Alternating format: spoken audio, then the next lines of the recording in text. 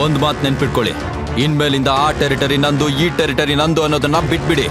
The world is my territory ಅಂತ under world ಅನ್ನೇ ಗಡಗಡ ಅಂತ ನಡುಗಿಸ್ತಿದ್ದ ಡಾನ್ ಬಾಲ್ರಾಜ್ ಎದುರು ನಿಂತು ಡೆಲಿವರಿ ಬಾಯ್ ಸಾಮ್ರಾಟ್ ಸವಾಲ್ ಹಾಕಿದ್ದ.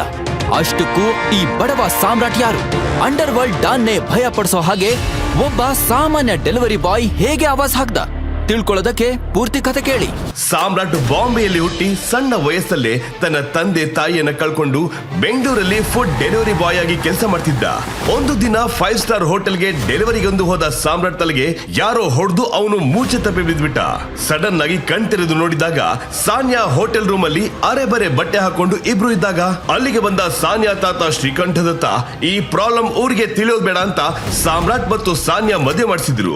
ಸಾಮ್ರಾಟ್ ಸಾನ್ಯಾ ಮದುವೆ ಅವಳ ತಾಯಿ ಶರ್ಮಿಳಾಗೆ ಇಷ್ಟ ಆಗದೆ ಸಂಪೂರ್ಣ ಫ್ಯಾಮಿಲಿ ಅವನನ್ನ ಸಂಬಳ ಇಲ್ಲದ ಮನೆ ಕೆಲಸವಂತರ ಟ್ರೀಟ್ ಮಾಡ್ತಿದ್ರು.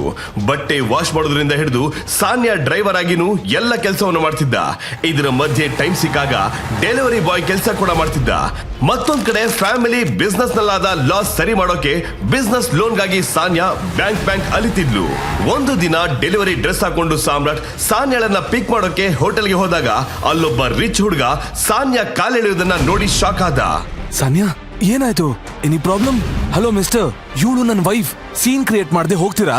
ವಾ, ನಾನ್ ಯಾರು ಅಂತ ಗೊತ್ತಿಲ್ಲ. ಮಿನಿಸ್ಟರ್ ಮಗ, ನೀನ್ ಬಾಡಿಯರ್, ಹೋಗೋಣ. ಅವನಿಲ್ಲ ಇರ್ಲಿ ಡೆಲಿವರಿ ಬಾಯ್. ಹೇ, ಕೈ ಬಿಡೋ ರಾಸ್ಕಲ್, ಬಿಡೋ. ಸಾನ್ಯಾ ಅಳುವುದನ್ನು ಕಂಡು ಸಾಮ್ರಾಟ್ ಕಣ್ಣು ಸಿಟ್ಟಲ್ಲಿ ಕುದಿಯಿತು. ಸಾಮ್ರಾಟ್ ತಕ್ಷಣ ಮಿನಿಸ್ಟರ್ ಮಗನ ಕೈಯನ್ನ ಗಟ್ಟಿಯಾಗಿ ಹಿಡ್ಕೊಂಡಾಗ ಅವನು ನೋವಲ್ಲಿ ಕಿರ್ಚಾಡೋದನ್ನ ಕೇಳಿ ಮಿನಿಸ್ಟರ್ನ ಬಾಡಿಗಾರ್ಡ್ಸ್ ಸಾಮ್ರಾಟ್ಗೆ ಹೊಡೆಯೋಕೆ ಶುರು ಮಾಡಿದ್ರು. ಆದ್ರೆ ಅವನು ಮೈ ಮೇಲೆ ದೇವ್ರು ಬಂದಂತೆ ಅವರನ್ನ ಹೊಡೆದುಳಿಸ್ದ. ಸಾಮ್ರಾಟ್ನ ಒಂದೊಂದು ಹೊಡೆತವು ಸಿಡಿಲಿನಂತೆ ಆರ್ಭಟಿಸಿತು. ಅದನ್ನ ನೋಡಿ ಸಾನ್ಯಾ ಸಾಧುವಾಗಿದ್ದ ತನ್ನ ಗಂಡನೇ ಇವನು ಅಂತ ಬೆಚ್ಚಿ ಬಿದ್ಲು. ಮಿನಿಸ್ಟರ್ ಮಗನ ಜೊತೆ ಅವನ ಬಾಡಿಗಾರ್ಡ್ಸ್ ರಕ್ತದ ಮಡುವಲ್ಲಿ ಬಿದ್ದಾಗ ಸಾನ್ಯಾ ಸಾಮ್ರಾಟ್ನ ತಡೆಯೋಕೆ ಟ್ರೈ ಮಾಡಿದ್ಲು. ಅದೇ ಸಮಯಕ್ಕೆ ಸಾಮ್ರಾಟ್, ಏಯ್, ಇನ್ನು ಮುಂದೆ ಹುಡುಗಿ ಮೇಲೆ ಕೈ ಮಾಡೋ ಯೋಚನೆ ಮಾಡಿದ್ರೆ ನಿನ್ನ ಕಂಡ ಜಾಗದಲ್ಲೇ ಹೂತಾಕ್ಬಿಡ್ತೀನಿ. ಸಾಮ್ರಾಟ್, ಸ್ಟಾಪ್ ಇಟ್, ಸಾಕು, ಬಿಟ್ಬಿಡು ಅವನನ್ನ. ಲೋನ್ ವಿಚಾರವಾಗಿ ಬ್ಯಾಂಕ್ ಮ್ಯಾನೇಜರ್ ಬರೋಕ್ ಹೇಳಿದ್ದಾರೆ. ಈಗಾಗ್ಲೇ ಲೇಟ್ ಆಯ್ತು, ಹೋಗೋಣ ಬಾ. ತನ್ನ ಬೈಕ್ ನಲ್ಲಿ ಸಾನ್ಯಾಳನ್ನ ಬ್ಯಾಂಕ್ ನಲ್ಲಿ ಬಿಟ್ಟು ಸಾಮ್ರಾಟ್ ಅಲ್ಲಿಂದ ಹೊರಟೋದ. ಅಷ್ಟರಲ್ಲಿ ಮಿನಿಸ್ಟರ್ ಮಗನನ್ನ ಸಾಮ್ರಾಟ್ ಹೊಡೆದಿರೋ ಸುದ್ದಿ ಸಿಟಿ ಫುಲ್ ಟ್ರೆಂಡಿಂಗ್ ನ್ಯೂಸ್ ಆಗೋಗಿತ್ತು. ತನ್ನ ಮಗ ಉಸಿರಿಗೆ ಹೋರಾಡ್ತಿರೋದನ್ನ ಕಂಡು ಸಿಟ್ಟಲ್ಲಿ ಮಿನಿಸ್ಟರ್ ಡಿಜಿಪಿಗೆ ಕಾಲ್ ಮಾಡಿದ್ರು. ಲೋ ಡಿಜಿಪಿ, ನನ್ನ ಮಗನನ್ನ ಸಾಮ್ರಾಟ್ ಅನ್ನೋ ಯಾವನೋ ಒಬ್ಬ ಡೆಲಿವರಿ ಬಾಯ್ ಹೊಡೆದಿದ್ದಾನೆ. ಇನ್ನೊಂದು ಗಂಟೆಯಲ್ಲಿ ಅವನನ್ನ ಹುಡುಕಿ ನನ್ನ ಕಣ್ಣು ಮುಂದೆ ನಿಲ್ಲಿಸ್ತೀಯ, ಇಲ್ಲ ಅಂದ್ರೆ ನಿನ್ನ ಕಥೆ ಮುಗಿಯುತ್ತೆ. ಮಿನಿಸ್ಟರ್ ಕಾಲ್ ಕಟ್ ಆದ ತಕ್ಷಣ ಅಲ್ಲಿಗೆ ಬಂದ ಒಬ್ಬ ಕಾನ್ಸ್ಟೇಬಲ್ ಯಾರೋ ಸಾಮ್ರಾಟ್ ಅನ್ನೋ ಡೆಲಿವರಿ ಬಾಯ್ ನಿಮ್ಮನ್ನ ನೋಡ್ಬೇಕಂತ ಗಲಾಟೆ ಮಾಡ್ತಿದ್ದಾನಂತ ಹೇಳಿದಾಗ ಅವನನ್ನ ಒಳಗೆ ಬರೋಕೆ ಡಿಜಿಪಿ ಹೇಳಿದ್ರು. ಡೆಲಿವರಿ ಬಾಯ್ ಡ್ರೆಸ್ ಹಾಕೊಂಡು ಸಾಮ್ರಾಟ್ ಸೈಲೆಂಟ್ ಆಗಿ ಒಳಗೆ ಬರ್ತಿದ್ದಂಗೆ ಅಷ್ಟು ಹೊತ್ತು ತನ್ನ ಚೇರ್ ನಲ್ಲಿ ಕೂತಿದ್ದ ಡಿಜಿಪಿ ಸಾಮ್ರಾಟ್ ನೋಡಿ ಚೇರ್ ನಿಂದ ಎದ್ದು ಶಾಕ್ ನಲ್ಲಿ ಮಾತಾಡೋಕೆ ಶುರು ಮಾಡಿದ್ರು.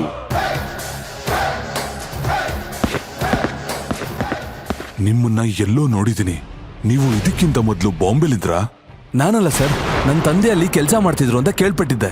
ಓ, ಹಾಗಾದ್ರೆ ಟೈಗರ್ ಸಂಜಯ್ ಬಗ್ಗೆ ಏನಾದ್ರೂ ಗೊತ್ತಾ ಅಂತ ಡಿಜಿಪಿ ಕೇಳಿದಾಗ ಸಾಮ್ರಾಟ್ ತನ್ನ ಬೆರಳಲ್ಲಿದ್ದ ಟಿ ಅಕ್ಷರದ ರಿಂಗ್ ನ ಮುಟ್ಟಿ ನೋಡಿ, ಇಲ್ಲ ಸರ್, ನನಗೆ ಯಾರನ್ನೂ ಗೊತ್ತಿಲ್ಲ. ಡಿಜಿಪಿ ಸರ್, ನಾನು ಡೈರೆಕ್ಟ್ ಆಗಿ ವಿಷಯಕ್ಕೆ ಬರ್ತೀನಿ. ಮಿನಿಸ್ಟರ್ ಮಗ ನನ್ನ ವೈಫ್ ಜೊತೆ ರಾಂಗ್ ಆಗಿ ಬಿಹೇವ್ ಮಾಡ್ದ. ನನ್ನ ವೈಫ್ ಅಲ್ಲ, ಆ ಜಾಗದಲ್ಲಿ ಯಾರೇ ಇದ್ದಿದ್ರು ನಾನು ಅದೇ ರೀತಿ ಮಾಡ್ತಿದ್ದೆ ಅಂತ ಸಾಮ್ರಾಟ್ ಉತ್ತರ ಕೊಡ್ತಿರ್ಬೇಕಾದ್ರೆ ಮಿನಿಸ್ಟರ್ ಕಡೆಯಿಂದ ಡಿಜಿಪಿಗೆ ಕಾಲ್ ಬಂತು. ನನ್ನ ಮಗನನ್ನ ಯಾರು ಹೊಡಿಲಿಲ್ಲ, ಬಾತ್ರೂಮ್ ಅಲ್ಲಿ ಜಾರ್ ಬಿದ್ಬಿಟ್ಟ. ಆಮೇಲೆ ಆ ಸಾಮ್ರಾಟ್ ಸರ್ ಮೇಲೆ ಕೈ ಹಾಕ್ಬಿಡಿ, ಅವರಿಗೂ ಇದಕ್ಕೂ ಯಾವ ಸಂಬಂಧನೂ ಇಲ್ಲ ಅಂತ ಕೇಳಿ ಕಾಲ್ ಕಟ್ ಆದಾಗ ಡಿಜಿಪಿ ಸಾಮ್ರಾಟ್ ಅನ್ನ ಡೌಟ್ ನಲ್ಲಿ ನೋಡ್ದ. ಸಾಮ್ರಾಟ್ ಮುಗುಳ್ನಗ್ತಾ ನಿಂತಿದ್ದ. ಮಿಸ್ಟರ್ ಸಾಮ್ರಾಟ್, ನೀವು ಹೋಗ್ಬೋದು. ಅರೆಸ್ಟ್ ಮಾಡೋಕೆ ಕಾದು ಕೂತಿದ್ದ ಎಲ್ಲ ಪೊಲೀಸ್ ಸಾಮ್ರಾಟ್ ನನ್ನ ನೋಡಿ ಶಾಕ್ ನಲ್ಲಿ ಜಾಗ ಬಿಟ್ಕೊಟ್ರು.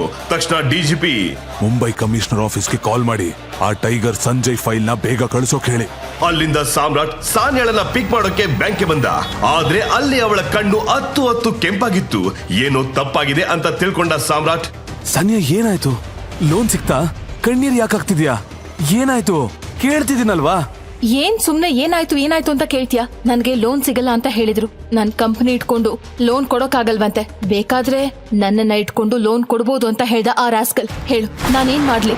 ಸುಮ್ನೆ ಈ ಕಂಪ್ನಿ ಬಂದ್ ಮಾಡಿ ನಿನ್ ಜೊತೆ ಬೀದಿ ಡೆಲಿವರಿ ಬಾಯ್ ಕೆಲ್ಸಕ್ ಬರ್ತೀನಿ.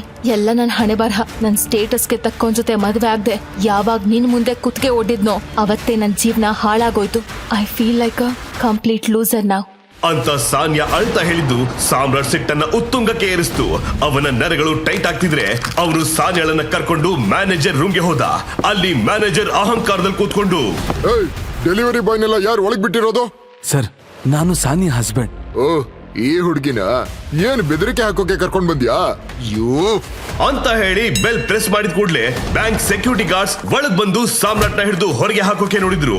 ಅದೇ ಸಮಯಕ್ಕೆ ಸಾಮ್ರಾಟ್, ಸರ್, ಒಂದ್ 2 ನಿಮಿಷ ಪರ್ಸನಲ್ ಆಗಿ ಮಾತಾಡ್ಬೇಕು ಅಂತ ಸಾಮ್ರಾಟ್ ಮ್ಯಾನೇಜರ್ ಬಳಿ ರಿಕ್ವೆಸ್ಟ್ ಮಾಡಿದಾಗ ಮ್ಯಾನೇಜರ್ ಸೆಕ್ಯೂರಿಟಿ ಗಾರ್ಡ್ಸ್ ಹತ್ರ ಹೊರಗೆ ನಿಲ್ಲೋಕೆ ಸೈನ್ ಮಾಡಿದ್ರು. ಸಾಮ್ರಾಟ್ ಕೂಡ ಸಾನ್ಯಾಳನ್ನ ಹೊರಗೆ ನಿಲ್ಲೋಕೆ ಹೇಳಿ ಮ್ಯಾನೇಜರ್ ಜೊತೆ ಮಾತಾಡೋಕೆ ಶುರು ಮಾಡ್ದ. ಮ್ಯಾನೇಜರ್ ಸರ್, ನನ್ನ ಹೆಸರು ಸಾಮ್ರಾಟ್. ನನಗೆ ಬೇರೊಂದು ಹೆಸರಿದೆ. ಒಳಗೆ ಅಹಂಕಾರದಲ್ಲಿ ಕೂತಿದ್ದ ಮ್ಯಾನೇಜರ್ ಸಾಮ್ರಾಟ್ ಮಾತು ಕೇಳಿ ಆಮೇಲೆ ಬೆವತು ನಡುತ್ತಾ ಸಾಮ್ರಾಟ್ ಬಳಿ ಬಂದು ನಿಂತ. ಅದನ್ನ ಹೊರಗಿಂದ ನಿಂತು ನೋಡ್ತಿದ್ದ ಸಾನ್ಯಾ ಶಾಕ್ ಆಗಿದ್ಲು. ಆ ಮ್ಯಾನೇಜರ್ ಸಾಮ್ರಾಟ್ ಮುಂದೆ ಭಯದಲ್ಲಿ ನಡುತ್ತಾ ನಿಂತಿದ್ರೆ ಸಾಮ್ರಾಟ್ ಬೆಲ್ ಪ್ರೆಸ್ ಮಾಡ್ದ. ಸೆಕ್ಯೂರಿಟಿ ಗಾರ್ಡ್ಸ್ ಓಡ್ಕೊಂಡ್ ಬಂದು ಸಾಮ್ರಾಟ್ ಅನ್ನ ಗಟ್ಟಿಯಾಗಿ ಹಿಡ್ಕೊಂಡ್ರು. ತಕ್ಷಣ ಮ್ಯಾನೇಜರ್, ಹೇ ಸರ್, ಮೇಲಿಂದ ಕೈ ತೆಗಿರಿ. ಅವ್ರು ಯಾರು? ಅವ್ರ ರೇಂಜ್ ಏನು? ಬಾಂಬೆನಲ್ಲಿ ಅವ್ರಿಗಿರೋ ಸ್ಟ್ಯಾಂಡರ್ಡ್ ಏನು ಅಂತ ಗೊತ್ತಾ? ಸಾರಿ ಸರ್, ನಿಮ್ ವೈಫ್ ಅಂತ ತಿಳಿದೆ ರಾಂಗ್ ಆಗಿ ಮಾತಾಡ್ದೆ. ಹಾ, ಹಾಗಾದ್ರೆ ಲೋನ್ ಮ್ಯಾಟರ್? ಸರ್, ಇದು ನಿಮ್ ಬ್ಯಾಂಕು, ಎಷ್ಟು ಬೇಕಾದ್ರೂ ತಗೊಳ್ಳಿ. ಇಲ್ಲಿ ನಡೆದಿರೋದನ್ನ ಹೊರಗೆ ಹೇಳಲ್ಲ ತಾನೆ? ಅಯ್ಯೋ ಇಲ್ಲ ಸರ್. ಒಳಗೆ ಏನ್ ನಡೀತಿದೆ ಅಂತ ತಿಳಿಯದೆ ಗೊಂದಲದಲ್ಲಿದ್ದ ಸಾನ್ಯಾ ಕೈಗೆ ಸೆಕ್ಯೂರಿಟೀಸ್ ಕ್ಯಾಶ್ ತುಂಬಿರೋ ಸೂಟ್ ಕೇಸ್ ನ ಕೊಟ್ರು. ದುಡ್ಡಿನ ಕಟ್ಟನ್ನು ನೋಡಿ ಶಾಕ್ ಆಗಿ ನೋಡ್ತಿದ್ದ ಸಾನ್ಯಾ ಬಳಿ, Sania, are you happy now? Samrat, ನಾನ್ ವರ್ಷಗಟ್ಲೆ ಅಲ್ದಾಡಿದ್ರು ಸಿಗದ ಲೋನ್ ಇವಾಗ ಹೇಗ್ ಸಿಕ್ತು? ಒಳಗೇನ್ ಹೇಳ್ದೆ? ನಿಜ ಹೇಳ್ದೆ. ನಿಜವಾಗ್ಲೂ ಏನ್ ನಡೀತು ಅಂತ ತಿಳಿಯದೆ ಸಾನ್ಯಾ ಗೊಂದಲದಲ್ಲಿದ್ಲು. ನಂತರ ಇಬ್ರು ಕೂಡ ಅಲ್ಲಿಂದ ಕ್ಯಾಬ್ ನಲ್ಲಿ ಮನೆಗೆ ಹೋದ್ರು. ಅಣ್ಣ, MG ರೋಡ್ ಹೋಗ್ಬೇಕು. Okay madam. ಯಾವಾಗ್ಲೂ ಬಿಸಿ ಆಗಿರೋ ರೋಡ್ ಇವತ್ತ್ಯಾಕ್ ಬಿಕೋ ಅನ್ನಿಸ್ತಾ ಇದೆ? ಏನಾಯ್ತು? ವಿಷಯ ಗೊತ್ತಿಲ್ವಾ ಮೇಡಮ್? ಇವತ್ತು ಯಾರೋ ಒಬ್ಬ ಡೆಲಿವರಿ ಬಾಯ್ ಮಿನಿಸ್ಟರ್ ಮಗನ್ನ ಹೊಡೆದಾಕಿದಾನಂತೆ. ಅದಕ್ಕೆ ರೋಡು ಬಿಕೋ ಅಂತಿದೆ. ನರ ನಾಡಿಗಳಲ್ಲಿ ರಕ್ತ ಇಲ್ದಿರೋನಿಂದ ಮಾತ್ರ ಇಷ್ಟು ಕ್ರೂರವಾಗಿ ಹೊಡೆಯೋಕಾಗುತ್ತೆ ಅಂತ ಟ್ರೀಟ್ಮೆಂಟ್ ಕೊಟ್ಟಿರೋ ಡಾಕ್ಟರ್ಸು ಭಯದಲ್ಲಿ ಹೇಳ್ತಿದ್ರಂತೆ ಅಂತ ಕ್ಯಾಬ್ ಡ್ರೈವರ್ ಹೇಳಿದಾಗ ಸಾನ್ಯಾ ಸಾಮ್ರಾಟ್ ಅನ್ನ ಓರೆಗಡೆಯಲ್ಲಿ ನೋಡಿದ್ಲು. ಸಾಮ್ರಾಟ್ ಏನು ನಡೆಯದ ಹಾಗೆ ಸೈಲೆಂಟ್ ಆಗಿ ಕೂತಿದ್ದ. ಸ್ವಲ್ಪ ಹೊತ್ತಲ್ಲಿ ಸಾನ್ಯಾ ಮನೆ ಬಂದಿತ್ತು. ಏನು ಮಾತಾಡದೆ ಮನೆ ಒಳಗೋದ ಸಾಮ್ರಾಟ್ ಬಳಿ ಸಾನ್ಯಾ, ಸಾಮ್ರಾಟ್, ನಿನ್ ಹತ್ರ ಸ್ವಲ್ಪ ಮಾತಾಡ್ಬೇಕು. ನಿಜ ಹೇಳು, ನೀನ್ ಯಾರು?